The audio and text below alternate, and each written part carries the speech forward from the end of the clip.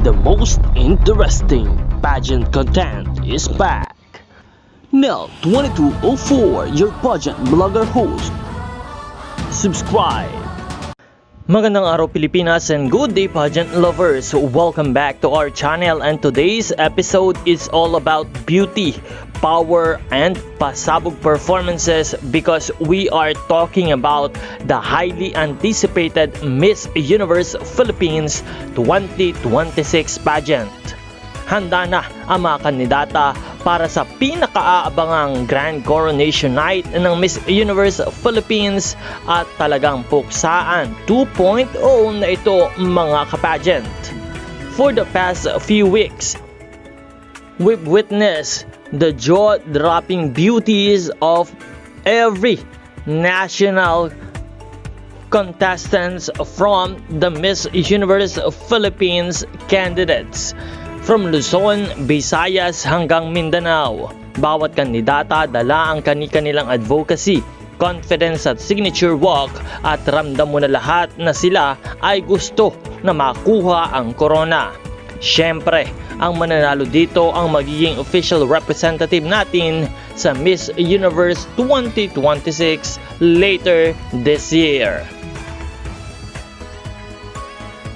Magaganap ang live telecast and online streaming via official MUPH platforms sa Mall of Asia Arena, Pasay City ng Miss Universe ngayong May. We will be having the swimsuit competition, evening gown competition, Q&A portion, final look, coronation moment, and the reigning queen ang magpuputong ng corona sa kanyang successor. Walang iba kundi ang ating Miss Universe Philippines 2025, Maria Atisa Manalo. Isang symbolic at emotional na sandali para sa lahat ng pageant fans. At ngayon naman ay pag-usapan natin ang mga personal favorites ko. May kandidata na consistent sa performance, malakas ang stage presence at very articulate sa interviews.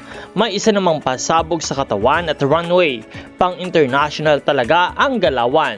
At meron ding silent killer, hindi masyadong maingay pero every time na nasa stage, nangingibabaw ang aura. Sa totoo lang, napakahirap pumili ngayong taon, halos lahat may laban.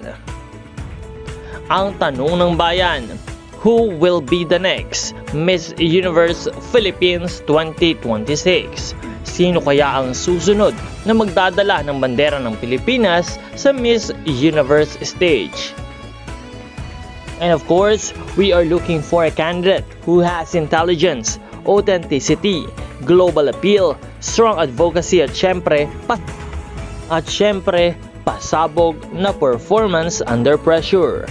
Ang kailangan natin ay isang reyna na hindi lang maganda, kundi may puso, may boses at may kakayahan na magkipagsabayan sa pinakamagagaling sa buong mundo. Kapag napili na ang ating queen, ay tuloy-tuloy na ang ating preparation at ang kanyang mga trainings, styling, international exposure at advocacy work para masiguradong competitive tayo sa Miss Universe 2026 stage. Alam naman natin, kapag ang Pilipinas ang lumalaban, hindi tayo basta-basta. Kaya sa lahat ng kandidata ng Miss Universe Philippines 2026, congratulations! Isa pa lang sa inyo ang makakakuha ng corona. Pero lahat kayo ay panalo na sa tapang, disiplina at dedikasyon.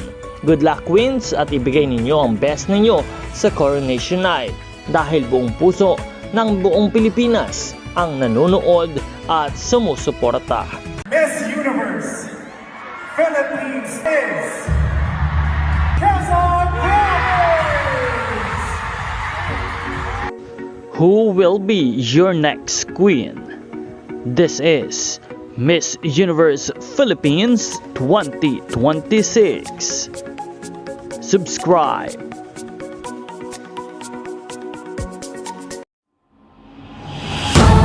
Nel 2204, your pageant blogger host. Subscribe. Ladies and gentlemen, welcome back sa ating channel at ngayong gabi ay masasaksihan natin ang isa sa pinaka-inaabangang events sa bansa, ang coronation night ng Miss Universe Philippines 2026. Ito na ang gabi kung saan pipiliin kung sino ang susunod na kakatawan sa Pilipinas sa international stage. Kaya stay tuned hanggang dulo dahil ibibigay ko sa inyo ang full experience mula opening hanggang sa pagpuputong ng corona. Bago pa man magsimula ang programa ay ramdam na ang excitement. Fans from different provinces dala-dala ang banners at suporta para sa kanilang mga kandidata. Ang mga delegates naman ay dumaan sa matinding preparations, months of training, pasarela, Q&A practice, and advocacy work. Hindi lang ito tungkol sa ganda, ito ay laban ng talino, puso at dedikasyon. Sa dami ng strong contenders ngayong taon ay talagang mahihirapan na mahulaan kung sino ang mananalo. Pero isa lang ang sigurado, lahat ay deserving. And of course, aasahan natin that the show will officially begins with a powerful opening number. Isa-isang rarampa ang mga kandidata, suot ang kanilang dazzling outfits, showcasing their confidence and charisma. Mapapansin mo agad ang energy ng bawat isa, walang magpapahuli. From fierce walks to radiant smiles, talagang pinapakita nila na handa silang lumaban para sa corona. Dito mga palang masasabi na world class talaga ang production ng Miss Universe Philippines. Next up, isa sa pinaka-exciting na bahagi ay ang swimsuit competition. Dito natin masusubok ang confidence, poise at stage presence ng bawat kandidata. Hindi lang katawan ang ipinapakita kundi ang kanilang lakas ng loob at self-love. Marami ang mag-stand out sa mga performances ngayong taon. May mga signature turns, powerful walks at killer aura na talagang magpapasabog sa crowd. At syempre, hindi mawawala ang pinaka-eleganting bahagi, the evening gown competition. Dito makikita ang grace at elegance ng bawat kandidata habang rumarampa sa kanilang stunning gowns. May mga gowns na simple pero classy at meron ding bonggang-bongga na talagang pang-international ang dating. Bawat magiging hakbang nila ay dama mo ang kanilang confidence at determinasyon. Ito na ang magiging moment na talagang pinapangarap ng bawat kandidata. At syempre darako din tayo sa pinaka-critical na bahagi, ang Q&A portion. Dito masusubok ang wit, intelligence at composure under pressure. Isang tanong lang pero maaring magbago ang kapalaran ng kandidata. Ang mga sagot ay puno ng substance. May mga advocacy tungkol sa women empowerment, education, and social issues. Ito ang moment na pinapakita na nila na hindi lang sila maganda, kundi may laman ang kanilang paninindigan. At syempre, darating din tayo sa pinaka-inaabangan ng lahat, the Grand Coronation Night. The coronation moment. Isa-isang tatawagin ang top finalists hanggang sa matira ang kandidata na ramdam ang tensyon sa buong venue. At sa huli ay itatanghal ang bagong Miss Universe Philippines 2026. Luha at saya, tagumpay sa lahat ng emosyon ay magsasama-sama sa gabing ito. Ang magiging bagong reyna ay hindi lang simbolo ng kagandahan, kundi ng lakas, inspirasyon at pag-asa para sa bawat Pilipina. At ito ang magiging kabuuang experience ng Coronation Night of the Miss Universe Philippines 2026. Ano kaya ang magiging resulta? Sino kaya ang kokoronahan na bilang Miss Universe Philippines ngayong taon? Patuloy nating at tabayanan ang mga mangyayari. kumapit kung sino ang matitirang matibay, sino ang magwawagi at mag-uuwi ng corona. At hindi lang yan, marami pang pasabog na dapat abangan sa Grand Coronation Night ng Miss Universe Philippines 2026. Kasama ang mga surprise performances dahil isa sa mga inaabangan taon-taon ay ang mga special performances mula sa mga bigating artist. Usually, may mga singers at performers na talagang magpapainit sa stage.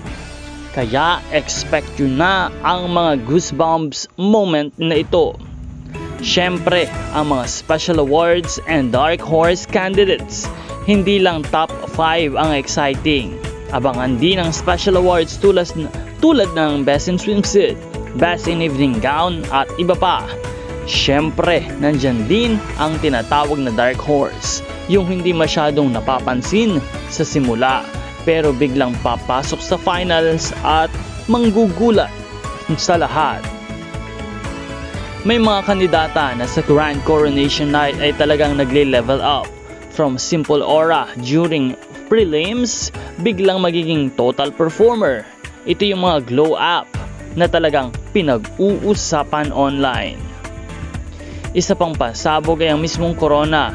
Every year may bagong design o bagong detalye na sumisimbolo sa kagandahan at kultura ng Pilipinas. Ito yung moment na mapapasabi ka talaga ng wow. Siyempre, hindi mawawala ang shock factor. May mga fan favorites na pwedeng hindi makapasok sa top at may mga underdogs na biglang aangat. Ito yung bahagi na talagang magpapatrending sa social media pagkatapos ng event. Abangan nyo rin ang mga sagot sa Q&A na pwedeng maging viral.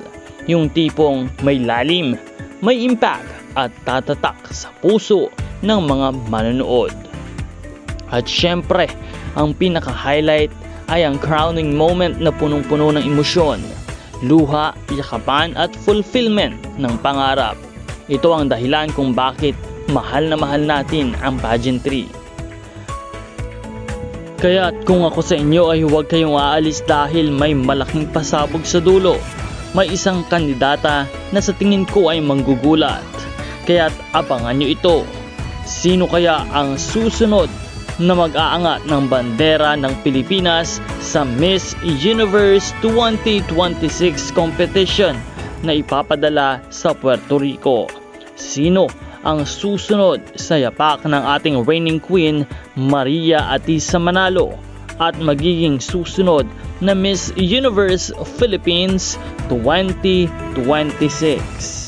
Grabe ang pagmamahal na matatanggap ng ating bagong reyna mula sa mga Pinoy pageant fans dahil alam at kilala natin na ang mga Pinoy pageant fans ay todo ang suporta at pagmamahal sa ating magiging Pinay Queen.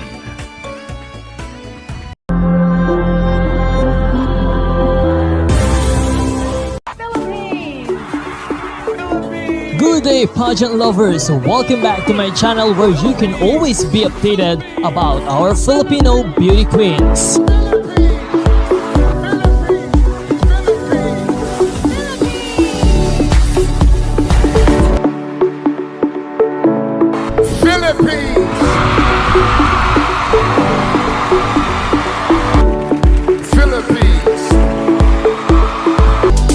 Before we start the video, just don't forget to click the subscribe button for more updates.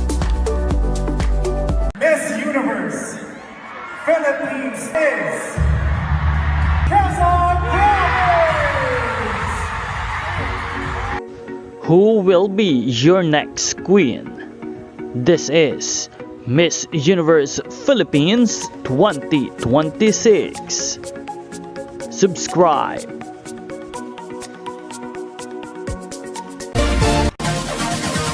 Support your favorite candidates and leave a comment.